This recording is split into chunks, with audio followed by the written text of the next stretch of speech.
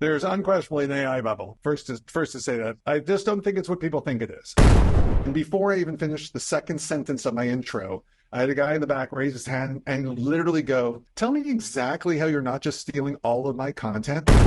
But I can't imagine more than 24 months before most of the generative work is happening on device. Welcome to Creativity and Robots, episode number 7. And you see this beautiful background because I'm in downtown LA in the AI on the Lot convention where I'm meeting amazing folks, and many of those you'll see them on the podcast soon. Today, my guest is going to be the CEO for AugX Labs, Jeremy Toeman. He's also been the Vice President of Product for Etsy. He's been the Vice President of Product for Warner Media. So he is at this intersection of media and tech. We're going to be discussing intellectual property, what AI platform can and cannot do, what's the future looking like for creatives, but also we're going to be doing a live demo of Augie, and Jeremy promises that we'll create a video as we speak in the interview. So without further ado, let's go ahead and enjoy. Jeremy, thank you so much for joining today. As I was learning about you and the work you do with AugX Labs, one thing that really caught my attention is that I could define you as a product guy, I could define you as a tech guy, and I could define you as a creative. So how do you define yourself? Oh, that's a really good. I don't think anyone's asked me that question before. I think I'll tell you this, my gut answer was creative. When I think about the thing that's inspired me through startups over the years, it's that desire to build a thing, and I'm not an artist, my eldest can paint and my wife can do ceramics. I can't do those things, but I can create things digitally. And so I guess, I'll put myself in that category. And then I will have to admit though, as spent almost 30 years building products, I'm one of those everything looks like a nail. If I look at a thing, my product hat comes on right away. Then I usually take it back off and have a more chill experience. And I'm curious about, how you think about that. Because I see, and correct me if I'm wrong, right? Like you built a password manager back in the early 2000s. You were involved with, I think it was called Digit, which was a sort of like an interactive TV guy that would create content from different platforms. So far, we're good. We're following. Pretty close. Good enough for now. You can't use the app's gone anyway, so it's all good. Yeah, but then one thing that caught my attention, not necessarily what I want to discuss, but just out of sheer curiosity, is that you were building a smartphone system like around 2006, before assuming BlackBerries, obviously before the iPhone. So in 2004, 2006, I was at Sling Media, and then I left there and spent a few years as a consultant. Sort of, I think these days we call it like a fractional CPO kind of role. And so there was this startup called AugX Labs, and they had what I thought was just one of the most brilliant ideas. In fact, the founder met me in a Starbucks in San Francisco outside the fancy food show, and he had a bunch of pieces of wood, interlocking blocks. And he said, pretend this is like a cell phone, pretend this is like a GPS, and pretend this is like a camera, and pretend this is like storage, and all these different ideas. He's like, what if you could just snap together the ones you want and build the device you want from it? And I was like, yes, that's amazing. And the company's actually still around to this day. As we all have to pivot our startups from time to time, the iPhone came out not too long after that. So he's since moved to more web-based and microservices online. But you can go check out AugX Labs. They're still out there doing things. It's a great company. But you're like your thought process, because again, you told me I look at everything as a nail, but still it's quite a diverse thing, thinking about passwords, thinking about how we consume media, then about our phone, now about creating content. So like, how do you see the world, like how can you reconcile all these different things and still make it cohesive? It's a good question. I think if I look at sort of the arc of my career, I'll go with about 80% of it has had an interplay between like media and technology. And if I really had to say okay, I'm just this one thing, I would probably identify in that particular grouping. So if I look at the arc I've taken, the first two startups I was part of, one called Mediabolic, sort of like Roku, the other one Sling Media, both were about getting content to users in other places. And then from there, I went to the startup. Well, actually, I spent some time with Sonos and Voodoo and a few others, and those were all about bringing you content sort of from the internet to your home. And then in the mid 2000s, I had that startup you were mentioning, Digit, and we were about helping you find and discover content. And then some time with the big companies, CBS and Warner. And now I'm sort of at the other end of the spectrum, helping you create the content. So I've been really actually enjoying this arc and the interplay between how people and media relate to each other. Mm-hmm. And because you have been, involved with so much disruption and many times very forward thinking, right? Like I think about the Sling box long time ago, now it seems like a no-brainer, but we're talking, as far as 2014, I was still trying to, my origins were as a YouTuber, right? So, and I remember 2014, I was still educating kind of like brands of like, here's what you could do, right? And they're looking at me like I want to kill their firstborn, like very confused. On your end, you've been doing this for more than 20 years, so I'm assuming you've had to become a really skillful dancer because you're trying to innovate. You're also dealing with creatives as one, we like, we're creative, we're forward thinking, but sometimes we can have our way of making the soup. And it can be very challenging to get a creative align, especially when you're dealing, with, I'm assuming, very talented folks. So how do you dance that dance? How do you get people on board as someone that is spearheading that effort?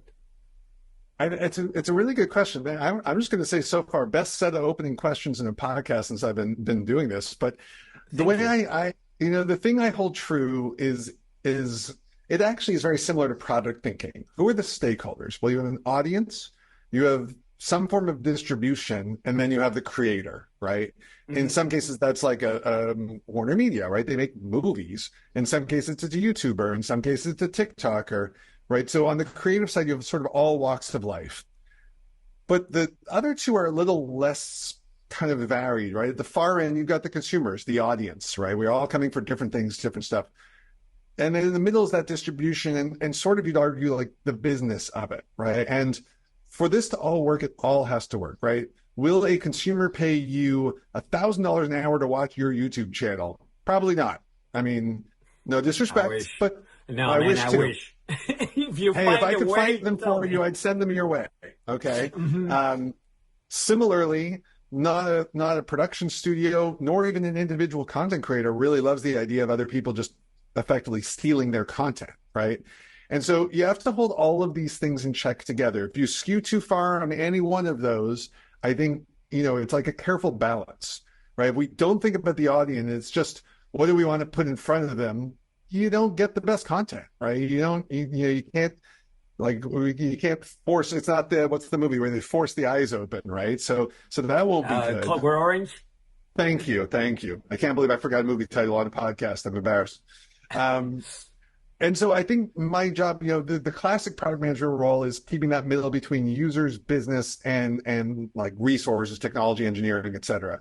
I look at it as almost a role between the various sides of the market and trying to keep them all in check. So when we were doing the Slingbox, I actually got sent out to New York one time to meet with a bunch of media executives. And before I even finished the second sentence of my intro, I had a guy in the back raise his hand and literally go, "Tell me exactly how you're not just stealing all of my content." And I was like, okay, all right, well, let's go. And the first thing I said to him was like, we're not. In fact, the thing that's key about the Slingbox is only one person can watch it at a time. So could it be true that, someone is illegally accessing my personal Slingbox and watching it in their living room? Yes. Is that going to like create a system of piracy that will bring the broadcast network to its knees? No, right? It wasn't a one-to-many, it was a one-to-one. And so I would argue, and this is at the rise of BitTorrent, and I kept saying, I'm like, if people want to pirate content, they're going to BitTorrent, right? It's easier, it's faster. Using the Slingbox to do it is actually the most inconvenient way to try to steal content. And so I think really keeping that like I'm in the middle of it all and I have to look out for all parties at all times, I think is what keeps me grounded to what I do. Mm-hmm. That's one of the things, from this that you say and that I want to get back to is that many of these questions you mentioned are surprisingly coming back. So I'm glad you have the experience because a couple of the questions that I prepared for you have a lot to do with the experience you had with Sling, and talking to folks that are creating intellectual property. I'm sure you never had this question before, but we'll get there. But You got it. Let's talk about AugX, and your product Augie, which was mentioned by AugX as one of the 12 hot AI startups. Congratulations on that, Jeremy. I'm assuming, and that's also another question that we'll go into later. It's not easy to differentiate, right? With so many people right now, we're in a hype bubble. That's I can say it, you can say it, even though we make money out of this. Hopefully, we are like when people talk too much about something, we're in a bubble right now, and things will Absolutely. find their spot, right? So what brought you to create Augie? I've been like playing a little bit with the tool, and we'll go into that in a minute. But what was inspiration? How it came together? How long have you been working on this? Sure. The company was started in January of 2022. The idea was hatched slightly before then. It actually came from a personal need. So let's go back to the pandemic for a second. And not to your caliber, but I was doing a podcast at the time. I joke like you either had to do a podcast, learn to make bread, or learn a language, right? Those are the rules of the pandemic. And so I was doing a podcast with, no surprise, a gentleman who's now one of my co-founders, JT White. And we were just having a great time talking about movies, personal passion, etc. And I kept reading, how do you grow your podcast? And one of the things I kept seeing over and over again was video. And I was like, well, okay, well, I'm going to make like a little preview. Like, here's why you should listen to this podcast, a little video preview, put it up on TikTok or something. I got kind of excited. I went and did 40 hours, maybe even more, of self-paced tutorials on trying to use pro video editing software because I had access to all the tools. I got nowhere. I mean, literally nowhere. And I started thinking about it. I'm like, we have at one end of the spectrum tools like iMovie and CapCut, which are great products. And if I want to extend my personal brand all day, right?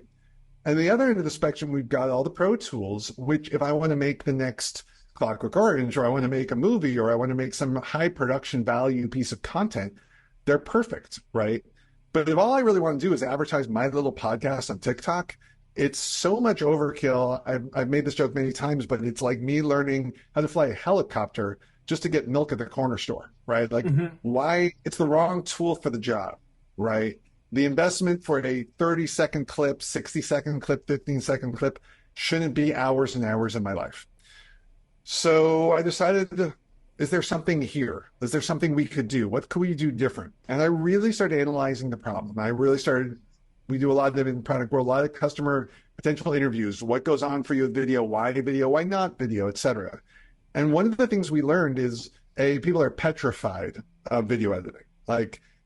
People like the amount of things people would rather do than video edit would probably surprise you, right? Well, it doesn't surprise me because literally the first thing that I'm outsourcing from my podcast is video editing. So it doesn't surprise me at all.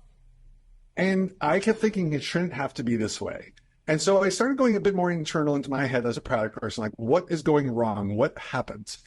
And I recognized something that I've seen in products before, which is that it's a nonlinear thinking activity that humans are not natively doing, and therefore we feel out of control, right? So it's not necessarily that it's difficult, it's that we don't know where to start, right? If I were to say, what should be the first shots of your trailer video, most people got, I don't know, maybe our logo, or maybe an image of a microphone, or maybe a smiling face, or, you can go on and on.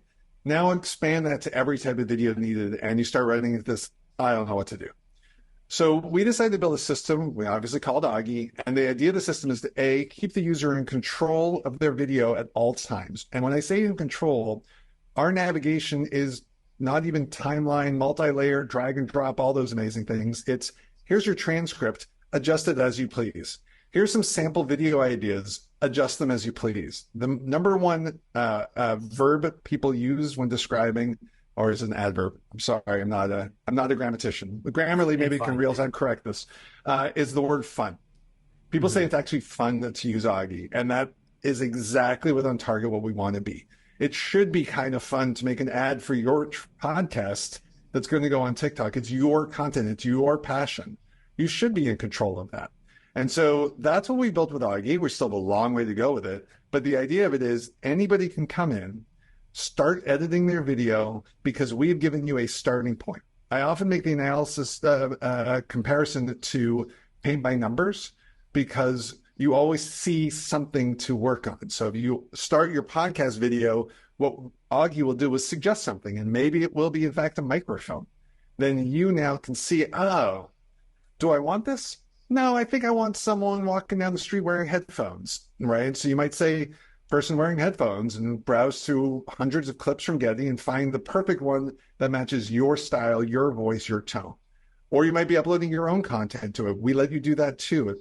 The key thing though is you know what's going on at all times. There's no confusing menus. There's no confusing layers. It's just easy to use. Mm-hmm. And speaking of easy to use, you want to go ahead and show us? Sure. You know me, I love a good demo.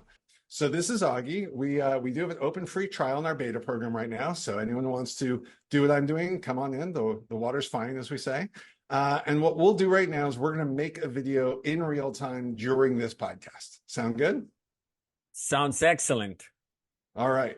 So there's basically two main ways to use Augie. One is our newest thing. It's called Storyteller. This is an experiment with generative video. It uses video diffusion, and as you can see in this little preview, lets you generate stuff from scratch. It's still very early technology. Most marketers aren't really adopting this yet, so we're sort of keeping this as a look at what you could be doing and what's coming down the road. What most of our paying users and marketers in general are using are other three fashions. So first, if you have a video like you record for your podcast, you can upload that and make yourself like a John Oliver in a one click, right? In one click, you can add picture in picture to your video. Next option is take your existing script and then either record it yourself or use an AI voice to record it for you. And then the final option, which we'll do today, is our script writing wizard. We sort of think of this as like, we're going to teach you how to fish here, right? So first of all, we explain to people just through this simple pull down. I know you can't see all the options here, but we explain to people through a menu that there's many kinds of video to make, right? Me doing a thought leadership video is very different than an ad. We also make it easy to pick a tone. Do I want something magical or elegant? And now I'll go, we'll decide in a second. Juan, I'm going to put you on the spot. I need you to pick for me one of your hobbies that's not podcasting, just something else you like to do in life. I'll go with the one that we share in common, which is traveling. Traveling. I'm going to do you know what? We'll just make this an ad. We're going to make an ad for Jeremy's Travel Boutique, a high-end travel service. How about that? So we're making up a fantastical company here. Now, as I said before, we have built-in script writing.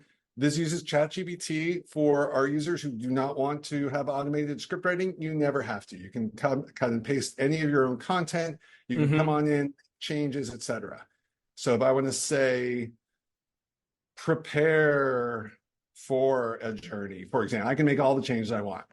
Next, I can choose the voice, so I can record it myself, right? We have a built-in recorder. We also have built-in voice cloning features, so if I wanted this to actually sound like me, it could. But we also include a few hundred different AI-built voices, and the reason for this is to let anyone bring their story to life, whatever voice they might want, right? So, for example, here's Alex. Hi, I'm Alex, and I'll be the voice of your Augie today.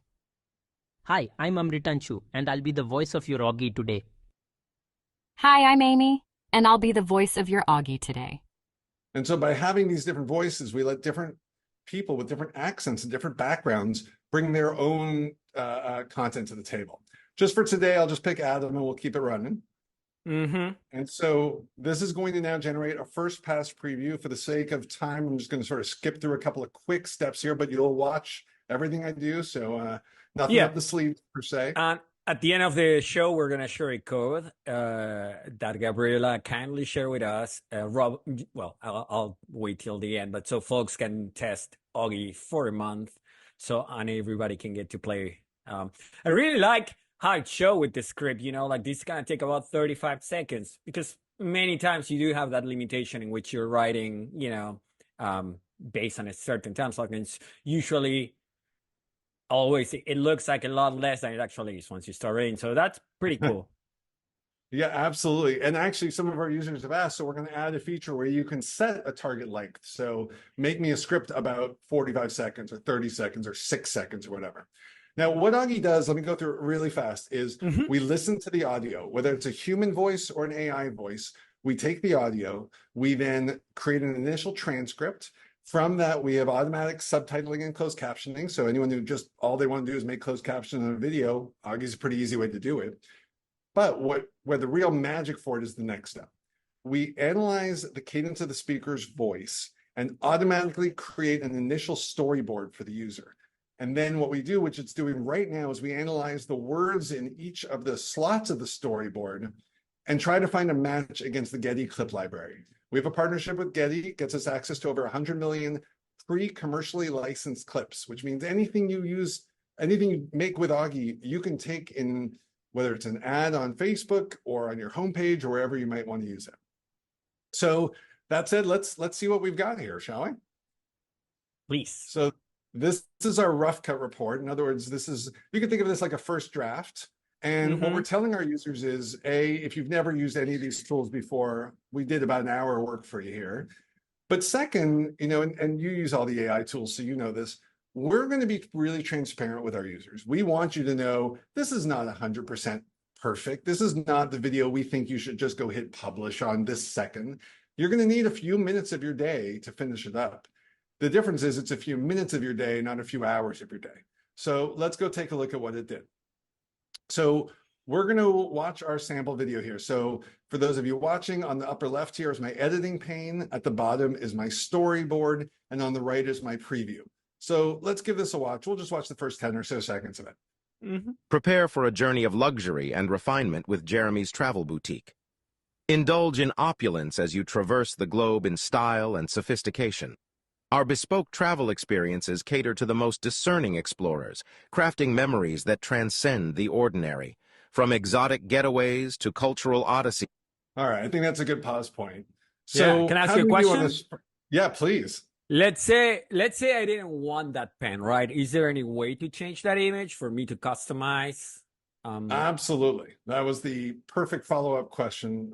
So let me keep going here. So check this out. We liked the first clip because this really did get the point home.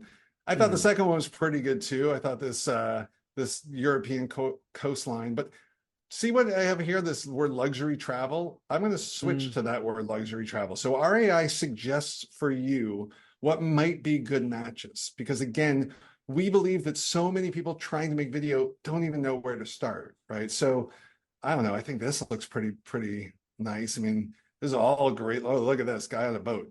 I think boats tend to signify luxury, don't they? Now over here, this bespoke travel experiences, it found some weird things. So I'm going to again just click on this luxury travel and just try to find something else really, really interesting looking. I love it. I like trains, so I'm clicking on the train. And now to your point, here we get to the memories. So we used crafting memories, which on its own as a prompt makes sense. And in fact, having the pen show relative to that also makes sense. Relative to the overall video, though, I'm not sure it does. So instead, watch this. I'm going to change this instead to family vacation. So I can type in anything else I want, because I generally think that if you do, there we go, family vacation tends to get the selfie shot, which again is crafting memories. And then lastly, on this exotic getaways, these people in the swing was not exotic enough, but I think the infinity pool does it for me. So, oh wait, scuba diving. Let's go scuba. All right. So we've spent like a minute and a half. We've made some edits, but we're going to make a couple of other real quick edits. I'm going to click here on the transcript. And so you can see here we have the whole transcript of the video. And I want to just listen to this one more time. For a journey of luxury and refinement with Jeremy's Travel Boutique. Indulge in opulence as you... All right, what I want to do is, I feel like these slots are taking a little too long. I want to have them hit a little faster. So I'm going to just move the line here. So you see that I'm looking at the transcript. I'm just clicking and holding on the end of the line here. And what that did is changed where the storyboard starts and finishes. And now I'm going to hover between these two and hit plus, and you see a whole new slot's just created. And so I'm going to do this little slot. And now for select media, use the word with, because that's the one I started with. I'm going to say travel agent. Oops. And there's a travel agent. And I should probably pick someone with the globe in the background. That makes it really, really on the nose, I think. And so lastly, let's see, well, this one looks a little drab. Let's give it a little extra color. Let's go into music and pick some, let's go with this Latin music. That could be fun. And then it's going to go on social, so we need closed captioning. We built a bunch of predefined sort of TikTok-like video effects so that if you want to have different kinds of subtitling effects, it's all one click away. If I want to change the size, I can do that really easily. I can change the fonts, all the things that, again, you might want to do while trying to make a personal video. And now I'll make it pink, just because why not pink? So, all right, 3 or so minutes of editing. Let's see our after. Prepare for a journey of luxury and refinement with Jeremy's Travel Boutique. Indulge in opulence as you traverse the globe in style and sophistication. Our bespoke travel experiences cater to the most discerning explorers, crafting memories that transcend the ordinary. From exotic getaways... A little better afterwards, huh? Pretty sweet. Jeremy, for the music, can this be public facing? Like, would the music also be something? Let's say I need to create 4 Facebook ads to test, right? All of this is pre-licensed for you. So there's over 6,000 tracks. I will say, in case you're watching this, like, oh, I don't want to scroll all day. We have a whole new experience for picking music coming soon, where you can sort by BPM and genre, etc. And we're also going to be actually adding some of the AI music generation software as well. So if you want to create a bespoke AI soundtrack, you can do that too. Mm-hmm. And I understand right now, Jeremy, the current limitation is that these videos can be up to 10 minutes. Is that correct? That's correct. We'll be increasing that pretty soon. One other thing I want to talk about, though, in this video, if you don't mind, is, this is pretty cool, but I kind of want some of my content in here, right? Like, It's one thing to have a lot of stock content. It's another thing to have personal content. So the first thing I want to do is make sure I get a watermark on my video so everybody knows my brand. Since there is no such thing as Jeremy's Travel Boutique, I'll just grab my Augie logo. So I drag that in from my desktop. And so now you can see here, I've got a logo on screen. I'm just going to make it a little smaller. I'm also going to have it last on screen 5 seconds before disappearing. But when it does, I want to have it, let's have it spin right out. Okay, so now we have a logo on there. But I'm going to take this up a little notch. And you don't really realize this, but you really set me up for a great demo. I'm going to go over here to my library. Okay, and these are all of the clips I've been playing with and uploading and etc. And this is a lot of my content. And so this clip right here, I'm going to go to Find Highlights. Now, I will be transparent. This is from my honeymoon video 20 years ago. Don't worry, it's G-rated. Nothing inappropriate here. I didn't want to ask. But... No, don't worry. I've done my demo. But this was my wife and I going to Vietnam. What's something you might want to see that's in Vietnam that you can just think of off the, a beach or a attraction? Yeah, I guess a beach. All right. I know we had some time at the beach, so let's find that. And so this is searching my video using what's called computer vision. So it's sort of the same thing your phone can do, but this is basically going through all of your video for matching content. And so there's beach clips, and there's some amazing temples in Vietnam. So if I want to find one of those for my video, and I'm talking about exotic locations. So let's grab this one. So watch this. I'm just going to hit save clip. And what this is now going to do is extract this 3-second bit from my video and shove it into my Augie over here. And this can actually take a couple of seconds because it's doing a whole lot of work on the back end. Oh, there we go. Let's see. So I will say my video as shot with a handy cam 20 years ago probably isn't the same 4K as the Getty content, but let's just take a quick look. Indulge in opulence as you traverse the globe. Oh, it's still downloading, by the way. It does end up doing a lot of work on the back end for oh, there you go.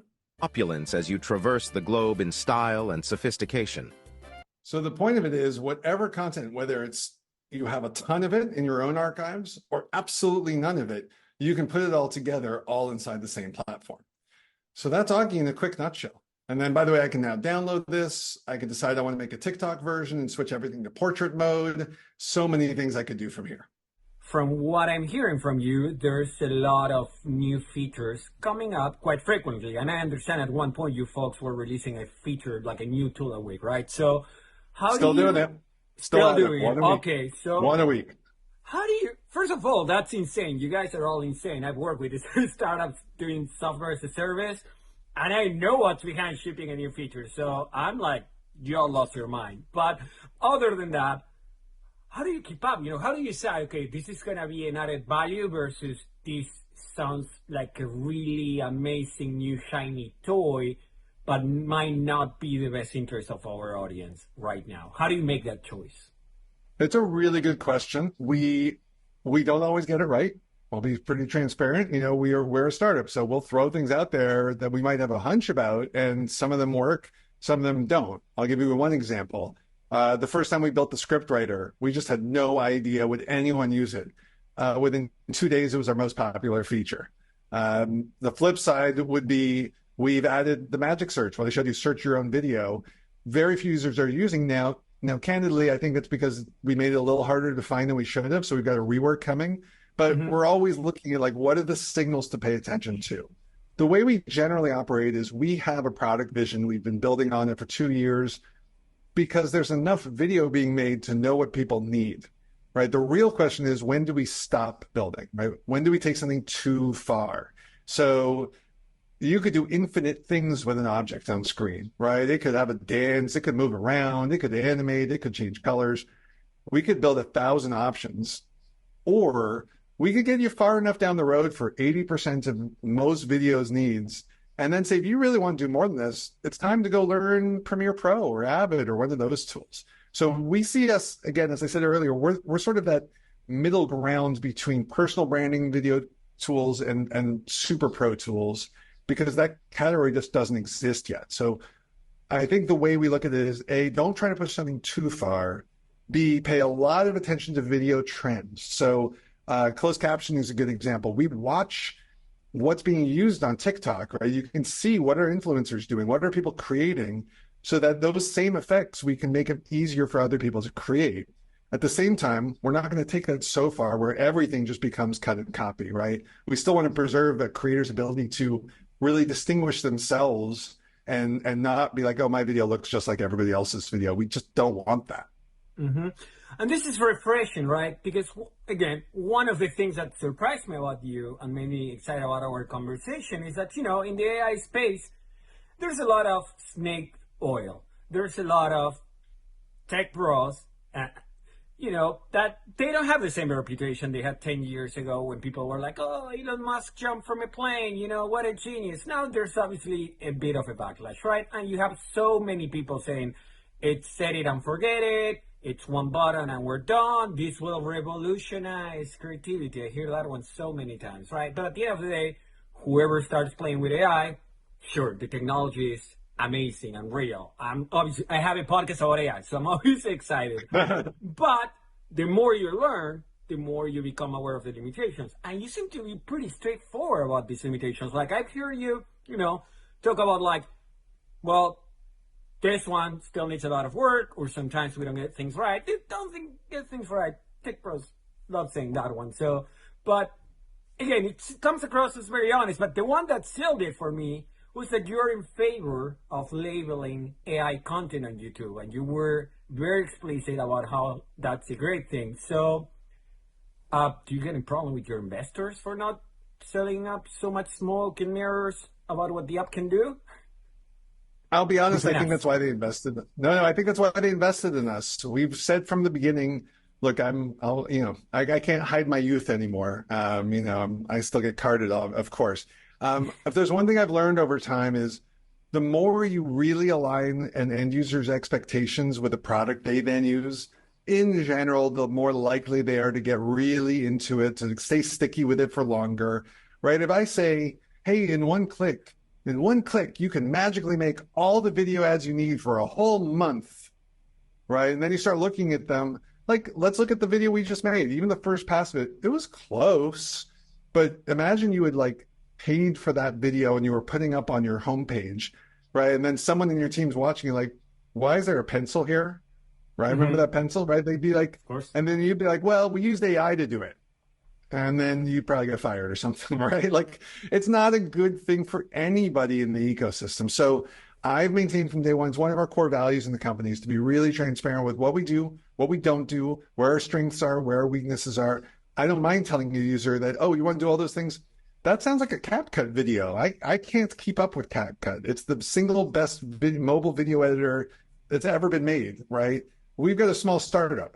We can't compete in that front, and we're not going to try to. So instead, we're going to try to do things we're really, really strong at and make it a really great experience for our users. And it's okay that we can't do everything for everybody. If only more people understood that, right? Like when you try to be everything for everyone, and the amount of times I've had to like talk to people that were hiring me about like, we need to know who, let's go a little back and figure this out. So that's great to hear, And speaking of ethics, I noticed you're talking, like this is not for commercial use. This is for like parents wanting to tell stories, right? For the one that it's like creating images and then animates. And I'm assuming this might have something to do with the training data that is being used, or like, why is it that you make such an emphasis on this one is just for parents telling stories, or, not for a commercial, not for a Two reasons. Sure, two reasons. First, the model we're using is by Video Diffusion. They themselves have stated it's not for commercial use. It is for experimenting with the models. It's for learning, et cetera. So when we think about that, what do we do with it? We want the technology in people's hands to experiment with because that's part of their mission, right? So we're adhering to that. But at the same time, I don't want a marketer to come look around and be like, oh, I'm just going to make these, anime knockoff videos for my brand, because I don't think the marketer is ready for that yet either. And then to the point you're raising, it's still unclear from some of the models which are perfectly ethically trained, semi-ethically trained, unethically trained, right? Mm-hmm. I've seen video generated models that are unquestionably unethically trained. There's not even a way to debate it for a half a second. If your video generator can generate clearly copyrighted materials, it was trained on copyrighted materials, right? If I can make Batman, I know how it came to you. So now, if for example, when we work with Getty, who is building their own models, training on their own owned content, right? They have the rights to do those things, right? So the Getty, they don't have a video generator at this point, but they have an image generator. And so we know that that's a pretty safe space. We're seeing more and more companies are starting to get clear about where training data sets came from. And so we're going to do our best at all times to try to stay with that and make sure people know what they're using and what they're choosing and et cetera. Fundamentally, again, all the way back to where we started the conversation, I think if we keep that positive, healthy tension between creators, technologies, users, brands, et cetera, there's a good thing in the middle. But if we just decide, well, we don't really care about creators' rights anymore, we're just going to do whatever we want, that movie ends badly, right? We don't want that. So I think we're in an interesting time with all, but I think what I'll say this is we're going to always try to do it the right way for the ecosystem, and that means respecting everybody involved. One of the questions, and this is kind of like related to ethics, but I think more about sustainability, right? And you might tell me, Juan, I don't have an answer for that, but I feel from all the people I've spoken to, if anyone's going to know, it has to be you, because, you're spearheading a company. That's a lot of pressure, buddy. That's a lot of pressure, buddy. Well, it's on purpose. All so, when we talk about like the price point for AI tools, right? And for me, as someone that comes from a country where inflation has been baked in, I'm from Argentina originally, so we know inflation. Like, I wish I could monetize so I know about inflation right now. But, price points change. And one of the things I noticed since I moved to the US almost a decade ago is prices have changed, right? So I remember when Uber came out and for $4 you could go to the airport, have a 45-minute trip. Now I want to go to the Trader Joe's 10 blocks away and I'm probably going to pay more than that, right? I'm going to pay 15. I don't even know anymore. So one thing that I'm reading about, but again, not what I know, which is like, right now it's kind of like we're all like just throwing AI, right? The fact I could use a tool like Hyper that I don't know, it's probably burning a jungle every time I'm generating a video, and that's free. I'm like, this is not sustainable, right? Like, you gotta pay that electricity bill. So Do you think that we're at a risk right now that we become overly dependent on tools, and then maybe what was costing $20 2 years from now it's 400, which again for some folks still might be like, I'll pay it, I'm still saving a lot of money, right? But for the everyday, the dad or the mom or the uncle wanted to create like a nighttime story, that's probably, they'll buy a book if they need to pay 400. So how do you see that? Well, I think you're right, and it's going to happen. Like, there's no way it doesn't happen because things are being subsidized, right? Your Uber trip for $4, effectively some VC paid the other $20 or whatever happened. Mm-hmm. That same exact thing must occur. It always occurs, 30 years of startups, that pattern we've seen over and over again. What'll be interesting, in my opinion, on this one is we're not more than, I don't know, maybe I'll be wrong, but I can't imagine more than 24 months before most of the generative work is happening on device, right? Apple's already announced and is about to ship the M4. Wow, it's highly expected and rumored the next iPhone will have generative capabilities built in. It's expected that next-gen laptops, not just Apple's, other people's as well. So when all that rendering capability and generative capabilities go on-prem, it's going to make all of those costs come plummeting down, right? The question is, what are the other ones that we haven't necessarily figured out where once the VC dollars, it's not about the VC money drying up, it's more of once the company sort of escapes its needing to subsidize and moving into its, we're now profiting, then that's sort of a natural shift. Our perspective has been, we know our margins now, we know our margins in the future. Our price points are designed to make us a profitable company and still be a very reasonable price for our users. But I will say this, if you subscribe to paid Augie, you're paying cost plus a bit and our company will do well. Thank you very much. But you can also know that we didn't need the VC money to subsidize that, right? We're definitely VC funded for getting the company off the ground, but we're trying to actually make as healthy a business from day one as we can because of everything you're talking about, actually. One of the main worries right now for creatives, is as these tools become more available, there's a lot more content being turned out, and we're going to have good content. We're going to have the very average, everything looks the same content. So what's your take on the dangers of content pollution? That there's so much stuff everywhere that at one point we shut down and we just, don't absorb anything anymore. It's a good question. I personally think it's an overhyped problem. I think there are problems. I'm not being glib about this. I think there are problems for creators in particular. I think the concern that we'll be just sort of in this sea and morass of average content, I'm going to kind of argue that's just sort of already there. I mean, there are 34 million videos being uploaded every single day to TikTok. 34 million videos a day. And that number is just going up, right? Mm-hmm. How many of those are good? And I don't mean that as a judgy, rude thing, but just let's be honest about it. I mean, are my daughter's dances with her friends good content? I don't know. To her, they are. To her friends, they're great. To her audience. To a professional dancer, they're probably like, what? So I think what I would say is more of this, is that what's happening right now is we're raising the all tides such that everybody can participate in the game, right? And so in the past, part of what TikTok and YouTube and others have done is they unlocked this thing as my recorder, studio, etc. Mm-hmm. Just because AI lets us do more of that doesn't necessarily mean that it'll take off with users. I've seen AI content that's gorgeous, and I've seen others that's like, why would I pay any attention to this whatsoever? The cool part to me is this. Let's level up the tool set so everyone can play, and then let the creatives like you play with the tools to see what you can do with them, right? When you saw have you seen the Balloon Man video? You do know that there was some editing in there, right? We can't deny that was a creative use of technology. We can't deny that there was a fun idea that was had that no one was able to do before. And that happened because technology opened up some doors for us all. Now, if everybody and their mother starts making video of Balloon Head Guy, it quickly washes out. I almost make the analogy, I don't know if you watch Saturday Night Live, but it's like they get a good shtick and then they use the same one over and over and over until you kind of don't want to see it anymore, right? I think there's going to be some of that, right? Someone else going to go make the copycat this and the copycat that. Some of them will make money, some of them won't. I have a hard time believing that with the 8 or so billion, or I guess 16 billion eyeballs out there, and the variety of platforms out there, and the variety of interests and audiences, that we're not going to just have more stuff for people to enjoy.